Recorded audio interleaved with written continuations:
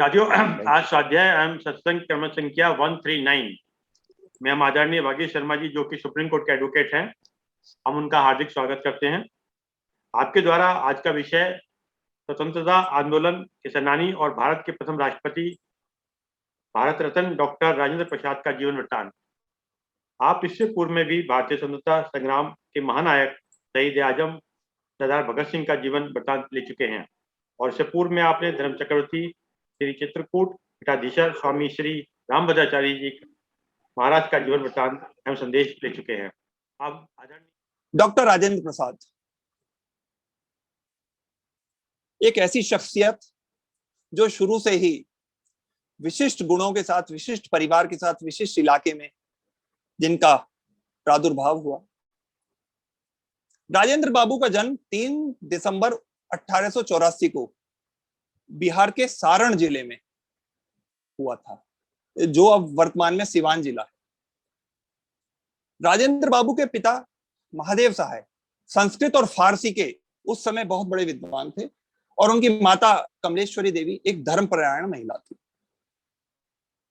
अब चूंकि राजेंद्र बाबू के दादाजी भी बड़े पढ़े लिखे थे और हथुआ रियासत की दीवानी उन्हें मिली हुई थी, इसलिए वो लगातार पिछले 25-30 साल से वहां के रियासत भी संभाल रहे थे और दीवान थे, इसलिए जरा कुछ जमीन भी खरीद फरोख्त करते रहते थे, इसलिए अच्छे रसूख वाले व्यक्ति थे।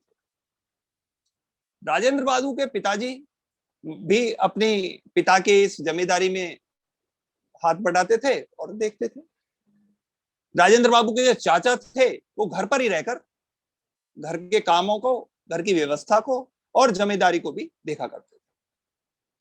साथ साथ उनके जो भाई थे जगदेव सहाय, वो अखाड़े में भी जाते थे, मुगदर घुमाते थे और घुड़सवारी भी करते थे और अपना कसरत आदि करा करते थे। इन सब का प्रभाव राजेंद्र प्रसाद और इनके भाई महेंद्र प्रसाद पर बहुत पड़ा, और ये भी लगातार दोनों भाई घुड़सवारी और दंड कसरत में प्रवीण थे। 5 भाई बहनों में राजेंद्र बाबू सबसे छोटे थे, इसलिए सबके प्यारे थे। उनके चाचा जगदेव सहाय के कोई संतान नहीं थी, इसलिए वे राजेंद्र प्रसाद को अपना पुत्र की भांति ही समझते थे, और अपना दादा, पिता, चाचा के लाड प्यार में राजेंद्र बाबू का भरपूर पालन पोषण हुआ। दादी और माँ दोनों का भी इन्हें पूरा स्नेह मिला करता था। बचपन में राजेंद्र बाबू को जल्दी सो जाने और जल्दी उठ जाने की आदत थी, और एक और बात थी कि जब भी ये उठ जाते थे सुबह को जल्दी, अपनी माताजी को भी जगा देते थे। तो माँ भी अब नित्य कर्म के साथ प्रभाती, रामायण, महाभारत की कहानियां, भजन, कीर्तन आदि इनको सुनाती रहती थी, और इसी कारण राजेंद्र बाबू को रामायण और महाभारत का अद्भुत ज्ञान था। उस समय की परिपाटी के हिसाब से 5 वर्ष की उम्र में राजेंद्र बाबू को एक मौलवी साहब के पास फारसी की शिक्षा के लिए भेज दिया गया। हालांकि उसके बाद वो अपनी प्रारंभिक शिक्षा के लिए छपरा के एक स्कूल में गए।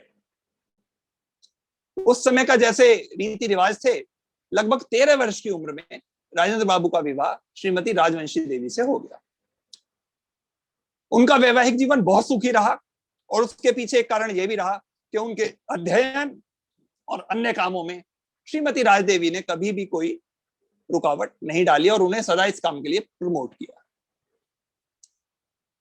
प्रारंभिक शिक्षा पूरी करने के बाद छपरा के स्कूल में वो भर्ती हो गए, जहां उन्होंने न केवल परीक्षाओं में अच्छा स्थान प्राप्त किया, वरन शिक्षकों को भी बहुत प्रभावित किया। 1896 में ये अपने बड़े भाई महेंद्र प्रसाद जी के साथ पटना आ गए, और वहां पर टी के घोष एकेडमी में प्रवेश लिया और कंपटीशंस की और परीक्षाओं की तैयारी करने लगे। 2 वर्ष तक परीक्षाओं की तैयारी करने के बाद इन्होंने कलकत्ता विश्वविद्यालय की प्रवेश परीक्षा में प्रथम स्थान प्राप्त किया। अब क्योंकि प्रथम स्थान प्राप्त किया था, तो उस हिसाब से इनकी प्रशंसा भी, और 30 रुपए मासिक की इन्हें छात्रवृत्ति भी मिल गई। ये खास बात थी कि राजेंद्र प्रसाद अपने गांव के पहले व्यक्ति थे जिन्होंने कलकत्ता विश्वविद्यालय में प्रवेश लिया था। राजेंद्र प्रसाद बड़े सीधे साधे थे, और जब ये पहले दिन अपनी क्लास में पहुंचे तो वहां का दृश्य देखकर उन्हें बड़ा अचंभा हुआ। उन्हें लगा जैसे किसी अंग्रेजों के कार्यक्रम में आए हों, या फिर किसी अंग्रेजी क्लास में अटेंड करने आए हों, क्योंकि अधिकतर लड़कों ने कोट और पतलून पहनी हुई थी और ये अपने सामान्य वेशभूषा में कुर्ता पैजामा पहन के गए हुए थे। राजेंद्र प्रसाद की जो वेशभूषा थी वो मुसलमान छात्रों से मेल खाती थी, क्यों? और एक उस समय की जो परिपाटी थी, मुसलमान छात्रों का रजिस्टर अलग रखा जाता। जब अध्यापक ने हाजिरी के लिए बच्चों के नाम पुकारे तो राजेंद्र प्रसाद का नाम आया ही नहीं। जब नाम नहीं पुकारा गया तो अध्यापक ने रजिस्टर बंद किया। तो ये अपने स्थान पर खड़े हुए, तो उन्हें देख के जितने भी और जो अंग्रेज बैकग्राउंड वाले बच्चे थे वो हंसने लगे। राजेंद्र प्रसाद ने अपने शिक्षक से पूछा, सर आपने मेरा नाम नहीं पुकारा? क्योंकि मेरा आज पहला दिन है, मुझे अपना रोल नंबर मालूम नहीं है। अध्यापक ने कहा कि रुको, मैंने अभी मदरसे के मुसलमान छात्रों का उपस्थिति नहीं लगाई है, मैं अभी शीघ्र उनकी उपस्थिति लूंगा, तब आपका नाम आएगा।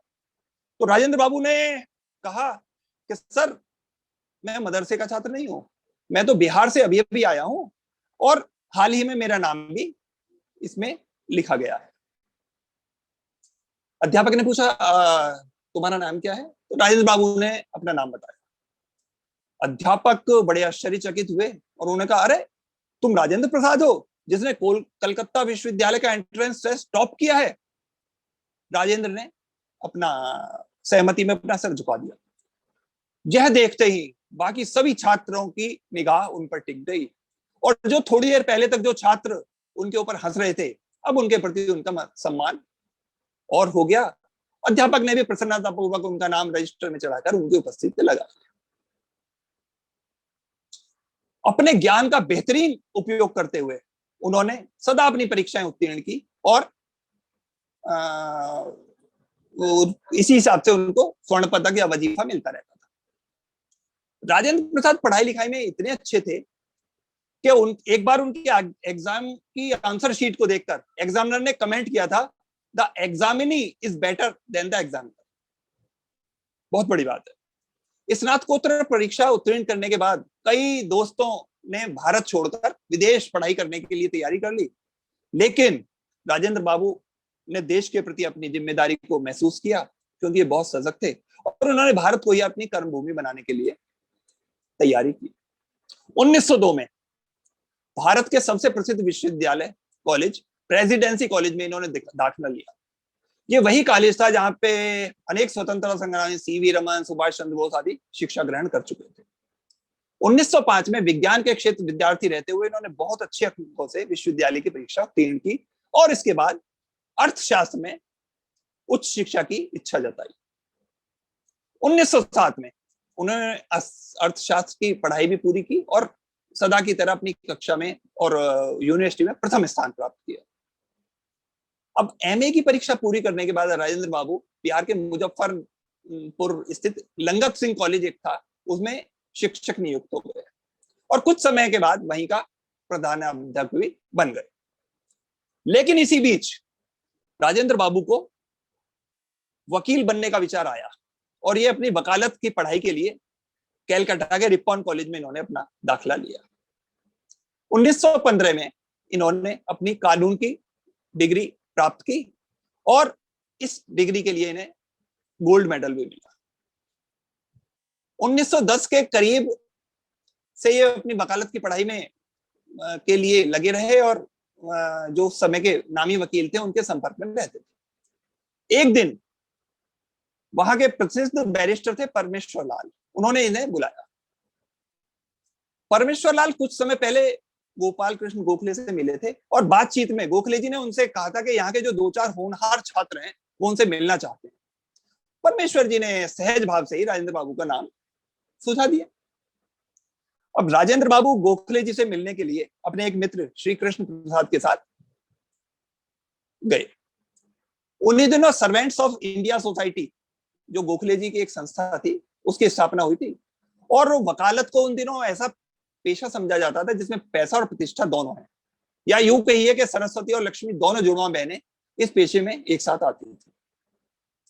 करीब 1.5 घंटे की मुलाकात राजेंद्र बाबू की गोखले जी से हुई और गोखले जी ने मुलाकात के आखिर में राजेंद्र बाबू से कहा कि हो सकता है तुम्हारी वकालत खूब चल निकले, तुम खूब पैसा कमाओ, बहुत ऐश और आराम की जिंदगी बिताओ, बड़ी कोठी घोड़ा गाड़ी सब हो, और ये सारा दिखावट का सम्मान तुम्हारे पास आ जाए। गोखले जी 2 मिनट के लिए रुके, और इस 2 मिनट के साइलेंस ने राजेंद्र बाबू के मन में बहुत उथल पुथल पैदा की।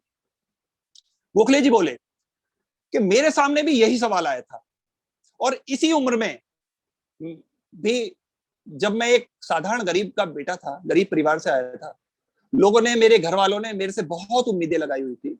उन्हें लगता था कि मैं पढ़ लिख कर बड़ा बनूंगा, रुपया कमाऊंगा और सबको सुखी बना दूंगा। लेकिन मैंने उन सब की आशाओं पर पानी फेरकर देश सेवा का व्रत ले लिया है। मेरे बड़े भाई तो इतने दुखी हुए कि कुछ दिन तक उन्होंने मुझसे बातें भी नहीं की, और हो सकता है यदि मैं तुम्हें देश सेवा के लिए प्रेरित करूं तो तुम्हारे साथ भी यही सब हो, लेकिन विश्वास रखना कि अंत में ये सब लोग तुम्हारी पूजा करेंगे। और ये कहकर वो सब वहां से मीटिंग खत्म हो गई।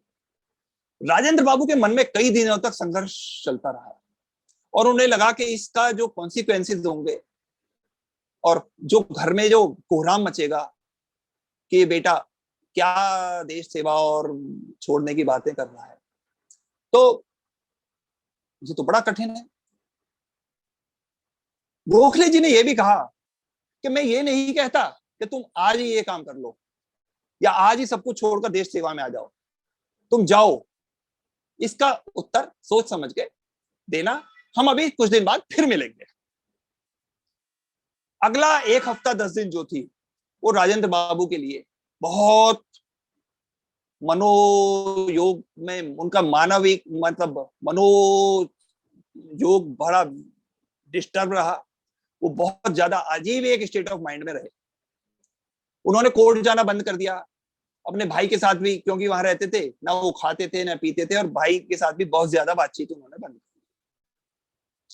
फिर एक दिन इन्होंने हिम्मत जुटाकर अपने बड़े भाई के नाम पे एक बहुत डिटेल्ड पत्र लिखा और उनसे घर छोड़कर जाने की मांगी। पत्र लिख तो दिया, लेकिन इनकी में इतनी हिम्मत नहीं थी कि ये अपने बड़े भाई को वो पत्र दे दे। एक दिन जब शाम को बड़े भाई घूमने के लिए गए हुए थे, तो इन्होंने वो पत्र भाई के सिरहाने रखा और खुद भी बाहर चले गए। थोड़ी देर बाद भाई आए लौटकर, उन्होंने जब पत्र देखा और पढ़ा तो वो तुरंत भागकर राजेंद्र बाबू को तलाशने लगे। जब ये दोनों भाई मिले तो एक दूसरे से लिपटकर रोने लगे। राजेंद्र बाबू और इनके भाई दोनों बहुत देर तक फूट फूट कर रोते रहे। ज्यादा बातचीत तो नहीं की, लेकिन ये तय किया कि चलिए कलकत्ता से गांव चलते हैं, माँ चाची बहन भाई सबसे बात करेंगे, उसके बाद डिसाइड करेंगे। राजेंद्र बाबू को अब लगा कि देश प्रेम और घर प्रेम में घर का वजन ज्यादा पड़ रहा है, और शायद वो इस घर के प्रेम या घर वालों के प्रेम के बंधन को नहीं काट पाएंगे। गांव पहुंचने का किस्सा तो अजब ही विचित्र था। हर तरफ रोना धोना मचा हुआ था, और राजेंद्र बाबू की बची खुची हिम्मत भी यहां पर टूट गई थी। अब गोखले जी अभी वहीं थे। राजेंद्र बाबू एक बार फिर उनसे भेंट करने गए, सारी स्थिति परिस्थितियों उन्होंने बताई, और गोखले जी ने इनकी सारी बातें सुनकर अपनी ये आशा छोड़ दी कि राजेंद्र बाबू अब देश प्रेम में आएंगे। जिंदगी पुनः उसी पटरी पर आने लगी, वही वकालत, वही पैसा, सुबह से जाना शाम को आना अपना। लेकिन वो जो एक आकाशवाणी हुई थी वो झूठ नहीं पड़ सकती थी। वकालत शानदार चल रही थी। अगले 5-6 साल बाद इनकी वकालत ने चंपारण ले आई। चंपारण में का जो आंदोलन था, और नील के खेती के ऊपर जो अंग्रेजों का जुल्म हुआ उसके खिलाफ जो आंदोलन चल रहा था, उसका रंग राजेंद्र बाबू पर जब चढ़ा वो फिर जिंदगी भर नहीं उतरा। चलिए बीच में छोड़ते हैं। जब मन की इच्छा मन में रखकर उन्होंने कलकत्ता उच्च न्यायालय में वकालत शुरू की तो उनकी वकालत खूब चली और उनके अच्छे वकीलों में गिनती चल रही थी। उनके वक्तव्यों से और उनके प्रेजेंटेशन से प्रभावित होकर जस्टिस आशुतोष मुखर्जी ने एक आर्गुमेंट से प्रभावित होकर उन्हें ली कॉलेज में एज ए लॉ प्रोफेसर पढ़ाने का निमंत्रण दिया और राजेंद्र बाबू कलकत्ता के ली कॉलेज में प्राध्यापक बन गए। 1915 में इन्होंने वकालत के साथ साथ एलएलएम की परीक्षा दी, वहां पर भी बहुत अच्छे अंक मिले और प्रथम स्थान प्राप्त किया और स्वर्ण पदक भी मिला। इसके बाद में इन्होंने एलएलडी डॉक्टरेट इन लॉ भी हासिल किया और कानून की पढ़ाई का अभ्यास अब भागलपुर में जाकर करना शुरू कर दिया। 1912 में बिहार प्रांत बंगाल से अलग हो गया और 1916 में यहां हाई कोर्ट खुल गया। तो फिर राजेंद्र बाबू पटना हाई कोर्ट में चले गए और अपनी वकालत 1916 से वहीं बिहार में और ओडिशा की जिला अदालत में चालू कर दी। यहां भी उनकी वकालत खूब चली, किंतु धनोपार्जन के सुख में लिप्त होने का तो इनका सवाल ही नहीं था। वकालत करते करते भी ये सार्वजनिक और लोक सेवा में बहुत व्यस्त रहते थे। राजेंद्र प्रसाद जी बहुत सरल और नरम स्वभाव के व्यक्ति थे और वो सभी जाति और मजहब का सम्मान करते थे। हालांकि राजेंद्र बाबू की पढ़ाई फारसी और उर्दू से शुरू हुई थी, लेकिन बीए में उन्होंने हिंदी ली। वे हिंदी, अंग्रेजी, उर्दू, फारसी और बंगला भाषा के साहित्य से पूरी तरह परिचित थे। हालांकि गुजराती का भी उन्हें काफी ज्ञान था। एलएलएम की परीक्षा के लिए जो हिंदू लॉ की परीक्षा उन्होंने संस्कृत ग्रंथों के अध्ययन करके दी। हिंदी पत्रिकाओं में उस समय की जैसे भारत मित्र, भारतोदय, कमला आदि में उनके लेख छपते रहते थे और निबंध जो थे उनके लोग बहुत प्रभावकारी होते थे। 1912 में अखिल भारतीय साहित्य सम्मेलन का अधिवेशन कैलकाटा में हुआ।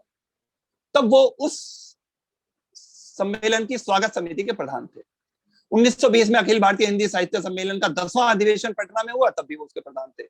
1923 में जब सम्मेलन का अधिवेशन काकीनाडा में होने वाला था, तब वे उसके अध्यक्ष मनोनीत हुए, लेकिन बीमारी होने के कारण वो उपस्थित नहीं हुए और उनका जो लिखित भाषण था वो जमनालाल बजाज को पढ़ना पड़ा था। 1926 में वे बिहार प्रादेशीय हिंदी साहित्य सम्मेलन और 27 में उत्तर प्रादेशीय हिंदी साहित्य सम्मेलन के सभापति। हिंदी में उन्होंने अपनी एक आत्मकथा लिखी है, वो बहुत प्रसिद्ध पुस्तक। उन्होंने और भी अनेक पुस्तकें लिखी, लेकिन ऐसा कुछ भी नहीं है। उनके चेहरे मोहरे को देखकर पता ही नहीं लगता था कि वे इतने प्रतिभा संपन्न हैं और उच्च व्यक्तित्व वाले सज्जन हैं। देखने में वो बिल्कुल एक सामान्य किसान या ग्रामीण जैसे लगते थे। इलाहाबाद में जब डॉक्टर इन लॉ के सम्मान की उपाधि से उन्हें सम्मानित किया गया, तो उस समय कहा गया था कि बाबू राजेंद्र प्रसाद ने अपने जीवन में सरल व निस्वार्थ सेवा का ज्वलंत उदाहरण प्रस्तुत किया है। जब वकील के व्यवसाय में चरम उत्कर्ष की उपलब्धि दूर नहीं रह गई थी, इन्हें राष्ट्रीय कार्य के लिए आह्वान मिला और इन्होंने अपनी व्यक्तिगत भावी उन्नति की सभी संभावनाओं को त्याग कर गांवों में गरीबों और दीनहीन कृषकों के बीच काम करना स्वीकार किया और इसी कारण सम्मान से लोग उन्हें राजेंद्र बाबू कहा करते थे। 1916 में कांग्रेस के अधिवेशन में महात्मा गांधी ने पहली बार डॉक्टर राजेंद्र प्रसाद से मुलाकात की। बिहार में जब अंग्रेजी सरकार का राज था, तब बिहार में नील की खेती होती थी। उस नील की खेती की देखभाल करने के लिए अंग्रेजी सरकार ने मजदूर रखे थे, लेकिन उन्हें मन मुताबिक पैसा नहीं मिलता था। 1917 में जब गांधी जी को इस बारे में पता चला, तो वह बिहार आकर इस समस्या को दूर करने के लिए अपना आंदोलन करना चाहते थे और इसी सिलसिले में राजेंद्र बाबू से उनकी मुलाकात हुई। महात्मा गांधी की विचारधारा से राजेंद्र बाबू बहुत प्रभावित हुए और चंपारण आंदोलन के दौरान राजेंद्र प्रसाद और महात्मा गांधी काफी अच्छे मित्र बन गए। राजेंद्र प्रसाद जब गांधी जी के करीब आए, तो उन्हें अपने अंदर की जो रूढ़िवादी विचारधारा है उसका उन्होंने त्याग कर दिया और हिम्मत बटोर के स्वतंत्रता आंदोलन में हिस्सा लेने के लिए अपने आप को तैयार किया। हालांकि पहले की तरह उन्हें फिर इस बारे में बहुत दिक्कतें, पारिवारिक और सामाजिक दिक्कतों का सामना करना पड़ा और एक बार तो उन्हें जेल भी जाना पड़ा। 1930 में जब महात्मा गांधी ने नमक सत्याग्रह आंदोलन चलाया, तो राजेंद्र प्रसाद को इसके लिए बिहार का मुख्य नेता बताया गया और राजेंद्र बाबू ने उसके लिए फंड जुटाने के लिए नमक बेचने का काम भी स्वयं किया। फंड जुटाने के लिए घर घर, गली गली इन्होंने नमक बेचकर अपनी पैसे इकट्ठा किए। स्वतंत्रता आंदोलन में उनका पदार्पण एक एडवोकेट के रूप में कैरियर चुनते ही हो गया था। चंपारण में गांधी जी ने एक तथ्य अन्वेषक समूह भेजा और अपने स्वयं सेवकों से अनुरोध किया कि इसकी जो वास्तविकता है चंपारण की, उसके बारे में पता करो। राजेंद्र बाबू महात्मा गांधी की निष्ठा, समर्पण और साहस से बहुत प्रभावित थे और 1921 में उन्होंने कलकत्ता विश्वविद्यालय के सीनेटर पद का भी पद त्याग कर दिया था। गांधी जी ने जब विदेशी संस्थाओं के बहिष्कार की अपील की तो उन्होंने अपने पुत्र मृत्युंजय प्रसाद, जो बहुत मेधावी थे, उन्हें कोलकाता विश्वविद्यालय से उनको निकाल लिया और बिहार विद्यापीठ में दाखिला करवा दिया। सर्चलाइट और देश उस समय की बहुत बड़ी पत्रिकाएं थी, बहुत प्रचलित पत्रिकाएं थी, उसमें उनके बहुत लेख छपते थे। और 1914 में जब बिहार और बंगाल में बहुत भयंकर बाढ़ आई थी, उसमें उन्होंने बहुत सेवा का कार्य किया और बिना किसी भेदभाव के उन्होंने सबकी जनमानस की सेवा की। 1934 में बिहार के भूकंप के समय राजेंद्र बाबू कारावास में थे, लेकिन जेल से 2 वर्ष छूटने के बाद वो भूकंप पीड़ितों के लिए फिर तन मन धन से जुटाने में लग गए। हालांकि वहां के वायसराय ने इस धन जुटाने के काम को के लिए उन्हें प्रोत्साहित नहीं किया, लेकिन इन्होंने अपने व्यक्तिगत प्रयासों से बहुत किया और बाद में सिंध और क्वेटा में भी जब भूकंप आया तो इन्होंने बहुत राहत शिविरों का वो किया। 1931 में सत्याग्रह आंदोलन और 1942 में हुए भारत छोड़ो आंदोलन के लिए महात्मा गांधी के साथ ही ये जेल में रहे थे। 1921 से 1946 के दौरान राजनीतिक सक्रियता के समय वो बिहार विद्यापीठ भवन में रहे, जिसके कारण अब मरणोपरांत उसे राजेंद्र प्रसाद संग्रहालय बना दिया गया। 1935 की एक बात है, राजेंद्र प्रसाद उस समय लीडर प्रेस में समाचार देने के लिए इलाहाबाद आए थे। वो कार्यालय में पहुंचकर एक पत्र चपरासी के माध्यम से संपादक के पास उन्होंने भिजवा दिया। चपरासी ने पत्र को लिया और संपादक की मेज पर रखकर बाहर आ गया। इसी बीच वहां हल्की बूंदाबांदी होने लगी तो राजेंद्र बाबू के कपड़े थोड़े भीग गए और कार्यालय के बाहर 2-3 आदमी बैठे अंगीठी सेक रहे थे, तो राजेंद्र बाबू भी उनके पास जाकर बैठ गए। जब संपादक की नजर उस पत्र पर पड़ी तो उन्होंने घंटी बजाकर चपरासी को बोला कि बोले ये पत्र किसने दिया? चपरासी बोला एक आदमी है, वो बाहर खड़ा है। संपादक खुद बाहर भाग कर आए और उन्होंने देखा कि यहाँ तो मुझे कोई नहीं दिखाई दिया। चपरासी के इशारा करने पर उन्होंने देखा कि राजेंद्र बाबू तो अंगीठी के पास बैठे हैं। संपादक ने तुरंत देरी के लिए उनसे क्षमा मांगी और राजेंद्र प्रसाद को अपने साथ अंदर लेके गए। तो राजेंद्र प्रसाद ने उससे कहा कि क्षमा की कोई बात नहीं, आप व्यस्त थे, तब तक आपने अपना पूरा कार्य पूरा किया, इतनी देर मैंने भी अपना समय पास कर दिया। इतने साधे थे। हालांकि ये कहा राजेंद्र प्रसाद ने अपनी जीवनी में लिखा है कि आत्मकथा में लिखा है कि गोपाल कृष्ण गोखले से मिलने के बाद से ही वो आजादी की लड़ाई में शामिल होने के लिए बहुत व्याकुल रहते थे। राजेंद्र प्रसाद ने एक पोस्ट कार्ड लिखा था उस समय कि परिवार की जिम्मेदारी मेरे ऊपर है। 15-20 दिन तक काफी सोचने समझने के बाद अपने बड़े भाई महेंद्र प्रसाद, पत्नी राजवंशी देवी को उन्होंने भोजपुरी में पत्र लिखकर देश सेवा की अनुमति मांगी थी। उनका खत पढ़कर बड़े भाई तो रोने लगे थे और सोचने लगे क्या जवाब दें, लेकिन यह भी बात सत्य है कि बड़े भाई की सहमति के बाद ही राजेंद्र प्रसाद स्वतंत्रता आंदोलन में उतरे थे। भारत 15 अगस्त 1947 को आजाद हुआ, जिसे हम स्वतंत्रता दिवस बोलते हैं, स्वतंत्रता दिवस कहते हैं। राष्ट्रपति होने का अतिरिक्त उन्होंने भारत के सबसे पहले मंत्रिमंडल 1946 और 47 में कृषि और खाद्य मंत्री का दायित्व भी निभाया था। साथ ही भारत के संविधान सभा में संविधान निर्माण के हेतु वो अध्यक्ष नियुक्त किए गए थे, जिसके के एक मेंबर भीमराव अंबेडकर भी थे। संविधान को बनाने में राजेंद्र बाबू और भीमराव अंबेडकर की भी प्रमुख भूमिका थी। भारत के प्रथम राष्ट्रपति होने के कारण राजेंद्र प्रसाद को भारतीय संविधान समिति का अध्यक्ष बनाया गया था और संविधान पर हस्ताक्षर कर उसे कानून बनाने के लिए राजेंद्र बाबू के हस्ताक्षर के बाद ही लागू किया गया था। और संविधान लागू होने के बाद ही उन्होंने देश के पहले राष्ट्रपति का पदभार संभाला। हालांकि भारतीय संविधान के लागू होने से एक दिन पहले उनकी बहन भगवती देवी, जो जिनकी वो बहुत इज्जत करते थे, उनका निधन हो गया। लेकिन वो भारतीय गणराज्य की स्थापना की रस्म के बाद ही दाह संस्कार में भाग लेने के लिए गए थे, क्योंकि उनके हिसाब से राष्ट्र सर्वोपरि था। 26 जनवरी 1950 को पंडित डॉक्टर राजेंद्र प्रसाद भारत के प्रथम राष्ट्रपति बने। 1957 में अगला राष्ट्रपति चुनाव हुआ और उस चुनाव में फिर से डॉक्टर राजेंद्र प्रसाद को ही राष्ट्रपति बना गया। जैसा कि अभी नायब साहब ने कहा था कि भारत के प्रथम प्रधानमंत्री जवाहरलाल नेहरू और डॉक्टर राजेंद्र प्रसाद में वैचारिक और व्यवहारिक मतभेद था। ये मतभेद 1950 से 1962 तक, जब तक राजेंद्र बाबू राष्ट्रपति रहे, लगातार बने रहे। लेकिन राजेंद्र प्रसाद के राष्ट्रपति बनने से पहले भी कहा जाता है कि नेहरू जी के साथ उनकी पटरी नहीं बैठती थी।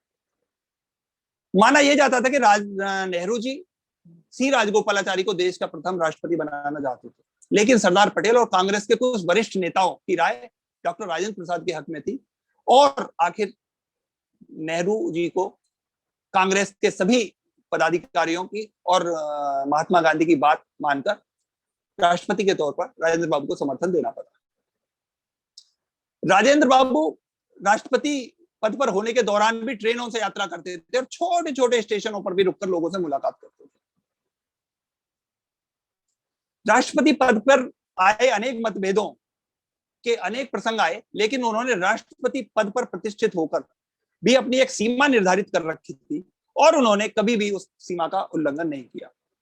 सरलता और स्वाभाविकता उनके व्यक्तित्व में समाई हुई थी और उनके मुख पर मुस्कान सदैव बनी रहती थी और वो हर एक को मोहित करते थे। राजेंद्र प्रसाद भारतीय राष्ट्रीय कांग्रेस के अनेक बार अध्यक्ष रहे। प्रधानमंत्री नेहरू ने 1951 में राजेंद्र प्रसाद से सोमनाथ मंदिर का उद्घाटन ना करने का आग्रह किया था। पंडित नेहरू का यह तर्क था कि धर्मनिरपेक्ष राष्ट्र के प्रमुख को मंदिर के उद्घाटन से बचना चाहिए। हालांकि नेहरू के आग्रह को न मानते हुए डॉक्टर राजेंद्र प्रसाद ने सोमनाथ मंदिर में शिव मूर्ति की स्थापना की। राजेंद्र प्रसाद मानते थे कि धर्मनिरपेक्षता का अर्थ अपने संस्कारों से दूर होना या धर्म विरोधी होना नहीं है। सोमनाथ मंदिर के उद्घाटन के वक्त डॉक्टर राजेंद्र प्रसाद ने कहा था कि भारत एक धर्मनिरपेक्ष राष्ट्र है, लेकिन नास्तिक राष्ट्र नहीं है। डॉक्टर राजेंद्र प्रसाद मानते थे कि उन्हें सभी धर्मों के प्रति बराबर और सार्वजनिक सम्मान प्रदर्शित करना चाहिए। एक बार डॉक्टर राजेंद्र प्रसाद ने बनारस यात्रा के दौरान खुलेआम वाराणसी में के आम पुजारियों के पैर छुए, तो इससे भी नेहरू जी नाराज हो गए थे और उन्होंने सार्वजनिक रूप से इसका विरोध किया था और कहा था कि भारत के राष्ट्रपति को ऐसा कार्य नहीं करना चाहिए था। हालांकि इस बार भी डॉक्टर राजेंद्र प्रसाद ने नेहरू जी की आपत्ति को पर अपनी प्रतिक्रिया नहीं दी और केवल मुस्कुराकर ही इस बात को चला गया। एक और मुख्य जो कारण था वो था कि राजेंद्र प्रसाद नेहरू जी की तिब्बत नीति और हिंदी चीनी भाई भाई नीति से सहमत नहीं थे और 1962 की जंग में करारी हार झेलने के बाद राजेंद्र बाबू को की इस बात की हमें पुष्टि भी मिलती है। राजेंद्र बाबू और नेहरू जी राष्ट्रभाषा हिंदी को लेकर भी मतभेद था। 1961 में मुख्यमंत्रियों की सभा को राष्ट्रपति ने लिखकर सुझाव भेजा था कि अगर भारत की सभी भाषाएं देवनागरी लिपि अपना लें, जैसे कि यूरोप में सभी भाषाएं रोमन लिपि में लिखी जाती हैं, तो भारत की राष्ट्रीयता मजबूत होगी। सभी मुख्यमंत्रियों ने उस समय के इसे एकमत से स्वीकार किया, लेकिन केंद्र की नेहरू सरकार ने इसको नहीं माना। चलिए 50 से 62 तक राष्ट्रपति रहे और 62 में राष्ट्रपति पद का त्याग करके वो फिर पटना के लिए रवाना हो गए और बिहार विद्यापीठ में रहकर केवल और केवल जनसेवा या समाज सेवा में अपना जीवन व्यतीत किया। अवकाश ले लेने के बाद भारत सरकार द्वारा सर्वोच्च नागरिक सम्मान भारत रत्न से उन्हें नवाजा गया और यह उस भूमि पुत्र के लिए कृतज्ञता का प्रतीक था जिसने अपनी आत्मा की आवाज सुनकर आधी शताब्दी तक मातृभूमि की सेवा की। राष्ट्रपति के तौर पर उन्होंने कभी भी अपने संवैधानिक अधिकारों में प्रधानमंत्री या कांग्रेस को दखल अंदाजी का मौका नहीं दिया और सदैव स्वतंत्र रूप से कार्य किया। हिंदू अधिनियम पारित करते समय डॉक्टर राजेंद्र प्रसाद ने काफी कड़ा रुख अपनाया था और राष्ट्रपति के रूप में उन्होंने ऐसे कई दृष्टांत छोड़े जो उनके बाद में आने वाले राष्ट्रपतियों के लिए उदाहरण बने। सबसे बड़ी बात कि राष्ट्रपति के रूप में मिलने वाले अपने वेतन का आधा हिस्सा वो राष्ट्रीय कोष में दिया करते थे और राजेंद्र प्रसाद के परिवार से कोई भी उनके बाद राजनीति में नहीं आया। परिवार में राजेंद्र प्रसाद के 3 बेटे थे। बड़े बेटे मृत्युंजय प्रसाद पटना में जीवन बीमा निगम में संभागीय प्रबंधक थे। हालांकि 1977 में आपातकाल घोषित होने के बाद वो जनता पार्टी के टिकट पर चुनाव भी लड़े थे। हालांकि वो चुनाव नहीं लड़ना चाहते थे, लेकिन जयप्रकाश नारायण जी के अनुरोध पर चुनाव में खड़े हुए, जीते, लेकिन कभी भी उन्होंने सक्रिय राजनीति में भाग नहीं लिया। बाकी जो 2 बेटे थे, धनंजय प्रसाद और जनार्दन प्रसाद, ये छपरा में ही रहते थे, खेती बाड़ी करते थे और स्थानीय बस का भी एक परमिट ले रखा था उन्होंने, उससे अपनी आजीविका चलाते थे। राजेंद्र प्रसाद के रहते हुए, राष्ट्रपति रहते हुए, परिवार या किसी रिश्तेदार ने कभी उनके पद का लाभ नहीं उठाया, क्योंकि वो खुद नहीं चाहते थे कि उनका कोई नजदीकी रिश्तेदार भी राष्ट्रपति पद की गरिमा पर कोई आंच आने दे। डॉक्टर राजेंद्र प्रसाद की 2 पोतियां झारखंड में रहती हैं, एक पोती जमशेदपुर में और एक रांची में, एक पोती पटना में रहती है। राजेंद्र प्रसाद की पोतियां भी सदा प्रचार प्रसार से दूर रही। अवकाश के बाद उन्होंने आखिरी दिन अपने जीवन के पटना के सदाकत आश्रम में बिताए और सितंबर 1962 से अवकाश ग्रहण करने के बाद ही हालांकि उनकी पत्नी राजवंशी देवी का निधन हो गया था। मृत्यु से करीब 1 महीने पहले श्रीमती राजवंशी ने अपने पति को संबोधित करते हुए पत्र में लिखा था, मुझे लगता है कि मेरा अंत निकट है। कुछ करने की शक्ति का अंत संपूर्ण अस्तित्व का अंत है। राम राम।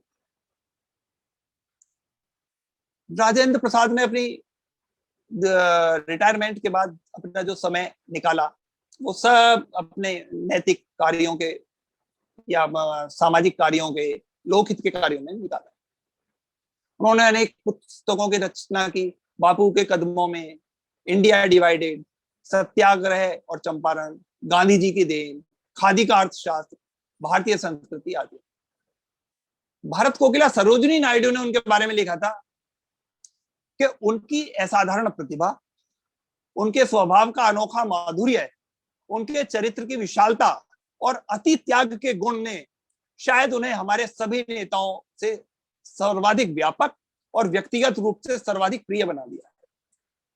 गांधी जी के निकटतम शिष्यों में उनका वही स्थान है जो ईसा मसीह के निकटों में सेंट जॉन का था। बहुत बड़ी बात है। एक बार राष्ट्रपति पद पर रहते हुए अपने गांव जा रहे थे। गांव में अनेक लोग सवार थे, तो गांव के वो नाव पार करना पड़ती थी नाव, तो नाव में अनेक लोग सवार थे। राजेंद्र बाबू के बराबर में ही एक अंग्रेज बैठा हुआ था। वो बार बार राजेंद्र बाबू, क्योंकि बिल्कुल साधारण वेशभूषा में, उनको देखता और व्यंग से मुस्कुराता। कुछ देर बाद उसने सिगरेट सिलगाई और उसका धुआं जानबूझकर राजेंद्र बाबू की तरफ फेंकता रहा। अब राजेंद्र बाबू ने अपनी आदत के मुताबिक कुछ देर तक तो कुछ नहीं बोले, लेकिन उन्हें लगा कि अब इसको कुछ सबक सिखाना चाहिए। उन्होंने उस अंग्रेज से कहा, महोदय, ये जो सिगरेट आप पी रहे हैं, क्या ये आपकी है? प्रश्न बड़ा अजीब सा था। अंग्रेज ने बड़ा व्यंग से मुस्कुराता बोला, अरे मेरी नहीं तो क्या तुम्हारी है? महंगी है, विदेशी सिगरेट है। ये उत्तर सुनकर राजेंद्र बाबू ने कहा, बड़े गर्व से कह रहे हो कि विदेशी और महंगी सिगरेट तुम्हारी है, तो फिर इसका धुआं भी तो तुम्हारा ही हुआ ना। इस धुएं को हमारी तरफ क्यों फेंक रहे हो? भाई तुम्हारी सिगरेट तुम्हारी है, इसलिए हर चीज को अपनी संभाल कर रखो और इसका धुआं हमारी तरफ नहीं आना चाहिए। अगर इस बार धुआं हमारी तरफ, मेरी तरफ आया तो सोच लेना अपना अंजाम क्या होगा। खैर, अंग्रेज ने वहीं वो सिगरेट अपनी बुझा दी। पटना हाईकोर्ट के वरिष्ठ अधिवक्ता हैं मनोज प्रसाद, जो रिश्ते में राजेंद्र बाबू के नाती लगते थे, मतलब इनके जो भाई की लड़की थी उसके पुत्र। उनकी शादी हुई थी रफीपुर गांव। उनका कहना था कि राजेंद्र बाबू जब भी विवाह के बाद रफीपुर गांव आए तो पानी भी पीने के लिए उन्होंने पड़ोस के गांव से मंगाया। अब आप सोचिए, राष्ट्रपति पद तक पहुंचा हुआ एक व्यक्ति, उच्च शिक्षा प्राप्त व्यक्ति, इतने समर्पित स्वतंत्रता सेनानी, इतना उच्च कोटि का एडवोकेट, लेकिन जहां तक अपने परंपराओं से का सवाल है, वो परंपराओं से जुड़े थे और आखिरी वक्त तक अब उन्होंने अपनी बेटी के घर का पानी भी नहीं पिया। कहा तो ये भी आता है कि राजेंद्र बाबू ने अपनी भतीजी श्यामा देवी का कन्यादान किया था, इसलिए अभी वो हमेशा रफीपुर को अपनी बिटिया का गांव मानते थे। एक बार एक प्रसंग ये भी आता है कि एक गांव का व्यक्ति उनसे मिलने राष्ट्रपति भवन आ गया। राजेंद्र बाबू उससे मिले और राजेंद्र बाबू भोजपुरी में बोलते रहे और वो जो मिलने वाला व्यक्ति था वो हिंदी में जवाब देता था। कुछ देर सुनने के बाद राजेंद्र बाबू ने उसे झिड़का और बोला, भोजपुरी भुला गई हो क्या?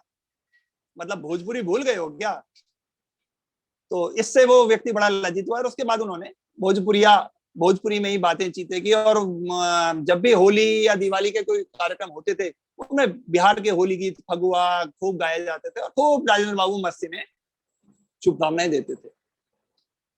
राष्ट्रपति भवन भारत के प्रथम राष्ट्रपति का लगातार 12 वर्षों तक प्रवास हुआ।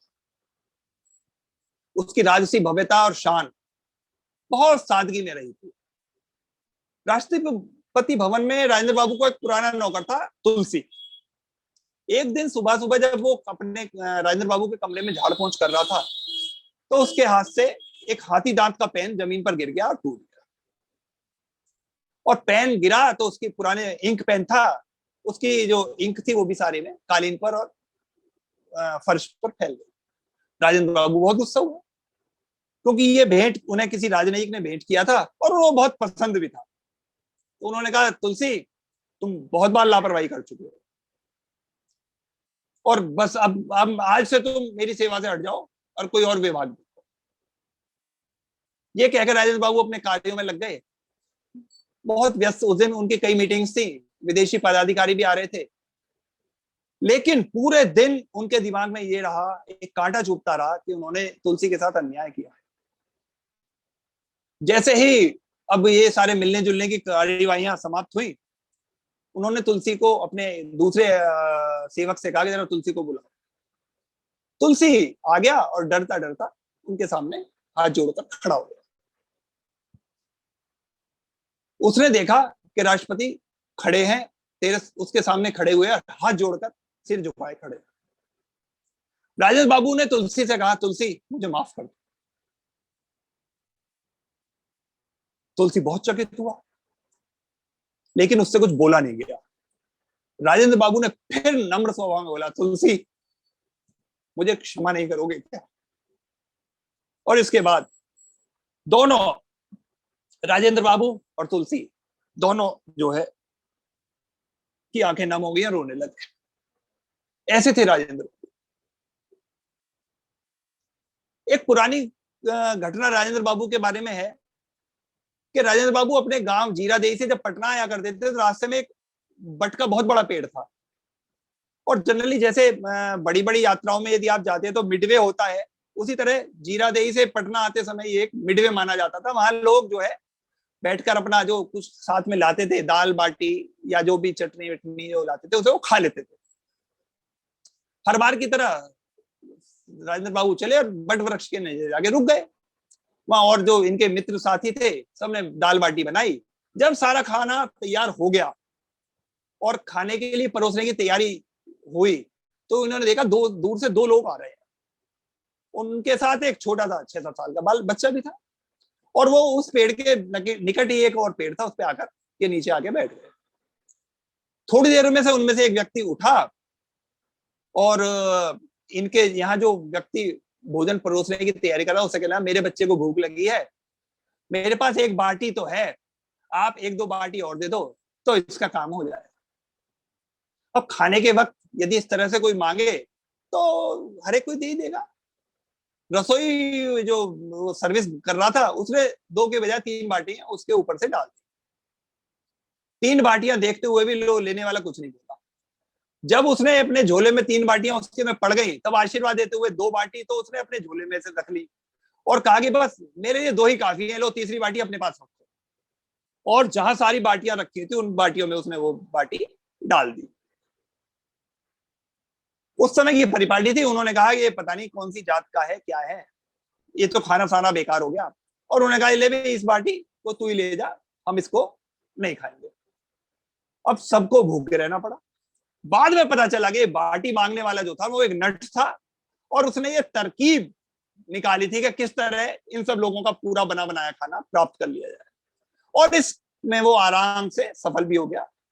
और बाबू राजेंद्र प्रसाद की पूरी टीम को उस दिन भूखे ही पटना के लिए चलना पड़ा। हालांकि राजेंद्र बाबू इस घटना को लोगों को सुनाते थे और बाद में बहुत हंसते थे, लेकिन अब यह बात सोचने की है कि क्या वर्तमान में कोई ऐसा हो सकता है? नहीं। बीच में चौरा चोरी कांड जब 4 फरवरी को हुआ था, तो ब्रिटिश साम्राज्य के खिलाफ गोरखपुर जिले में बहुत बड़ा असहयोग आंदोलन चला, और उस प्रदर्शनकारियों के ऊपर जब हमला हुआ तो उन्होंने एक पुलिस स्टेशन में आग लगा दी थी, और उसके कारण अनेक पुलिसकर्मियों की भी मृत्यु हुई थी और नागरिकों का भी जनहानि हुई थी। महात्मा गांधी हिंसा के बहुत विरोधी थे, और इस घटना के प्रत्यक्ष प्रमाण में उन्होंने राष्ट्रीय स्तर पर असहयोग आंदोलन को रोक दिया था और आंदोलन समाप्ति की घोषणा कर दी। इस समाप्ति से बहुत से लोगों को गांधी जी का यह निर्णय ठीक नहीं लगा था। कुछ ने, क्रांतिकारियों ने तो इसका प्रत्यक्ष और कुछ ने परोक्ष रूप से विरोध किया, लेकिन राजेंद्र बाबू ने सदा की तरह गांधी जी का इसमें साथ दिया। चौरा चौरी के अभियुक्तों का मुकदमा पंडित मदन मालवीय ने लड़ा था, और अधिकांश को उन्होंने बचा लिया था, जो कि उनकी सफलता थी। इसमें अनेक लोगों को फांसी दी गई थी, और कुछ को आजीवन और कुछ को कारावास की सजा दी गई। राजेंद्र बाबू भारतीय संस्कृति और सामान्य जनता के प्रतिनिधि थे, इसलिए वे हम सबके बहुत प्यारे थे। सरल जीवन और उच्च विचार के वे जीते जागते आ गए। राजेंद्र बाबू ने जीवन भर भारतीय पोशाक पहनी और विदेशी वस्त्र कभी नहीं पहना। सादगी और सच्चाई के वे अवतार थे ही। जैसे वो अंदर से थे वैसे ही बाहर थे, और गांधी जी के अनुयायियों में वो सर्वप्रथम थे। सभी वर्गों का और सभी स्तर के लोगों का वो सम्मान करते थे। उनके किसी के भी प्रति उनके हृदय में विराग नहीं था, सबको विराग दोष देखते थे। हर एक स्थिति में उनके अधरों पर मुस्कान खेलती रहती थी, और प्रसन्न चित्त होकर वो सबसे मिलते थे। हाँ, ये बात अलग है, अगर कोई चर्चा किसी विषय पर छिड़ जाए तो वो उस पर बहुत सारगर्भित अपना उद्बोधन देते थे, और उसको बिल्कुल सही अपनी बात को साबित कर देते। चाहे इतिहास हो, साहित्य हो, संस्कृति हो, शिक्षा हो, राजनीति हो, भाषा शास्त्र हो, धर्म हो, वेदांत हो, वो जिस स्तर पर भी अपने विचार व्यक्त करते थे, उसकी महत्ता का भाव बहुत अधिक होता था। स्वाभाविक सरलता थी, क्योंकि इसलिए वो अपने ज्ञान और वैभव का कभी भी प्रदर्शन नहीं करते थे, और इसी के कारण वो बहुत प्रतिष्ठित माने जाते थे। गंभीर तो वो सदा रहते थे। राष्ट्रपति पद पर प्रतिष्ठित रहते हुए भी उन्होंने अपनी एक सीमा निर्धारित की हुई थी, और उसी का विस्तार वो करते रहते थे। जब हमारा संविधान बन रहा था, तो किसी सदस्य का अनुचित आरोप से संतप्त होकर उन्होंने महात्मा गांधी के समक्ष जाकर अध्यक्षता छोड़ने की प्रकट की थी इच्छा। तब महात्मा गांधी ने उनसे कहा था कि अमृत पीने वाले तो बहुत हैं राजेंद्र बाबू, पर मेरे पास अकेले आप हो जो जहर पी सकते हो। अगर आप जहर से घबरा जाओगे तो फिर जहर को पिएगा कौन? वास्तव में ये बहुत बड़ी बात है। और राजेंद्र बाबू ने वास्तव में नीलकंठ की तरह अनेक बार सहज भाव से जहर को, हलाल को पिया है, और उसे हजम भी किया।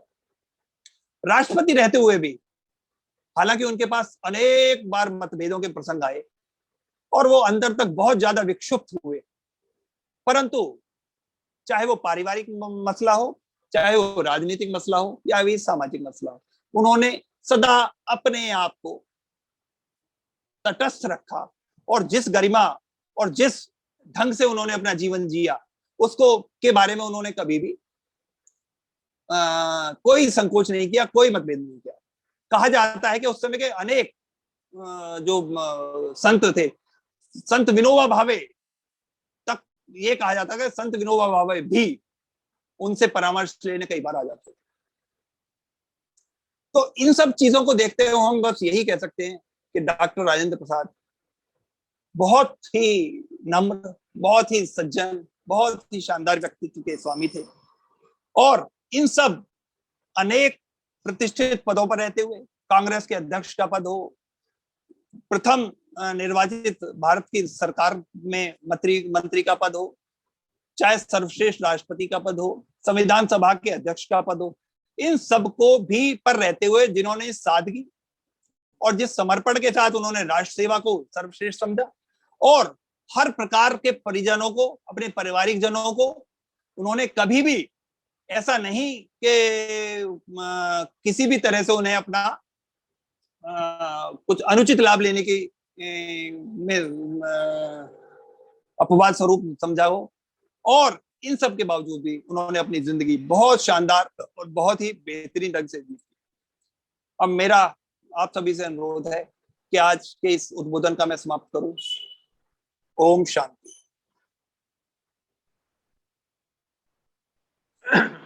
हम आदरणीय श्री भागेश जी आपको धन्यवाद देते हैं कि आज आपने स्वतंत्रता आंदोलन के सेनानी और भारत के प्रथम राष्ट्रपति भारत रत्न डॉक्टर राजेंद्र प्रसाद का जीवन वृत्तांत बहुत सारगर्भित और बड़े उससे दिया। धन्यवाद सज्जा।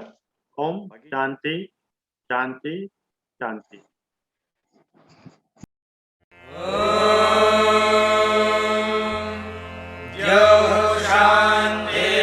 शांतिरंतरिक्षं शांतिः पृथिवी शांतिरापः शांतिरोषधयः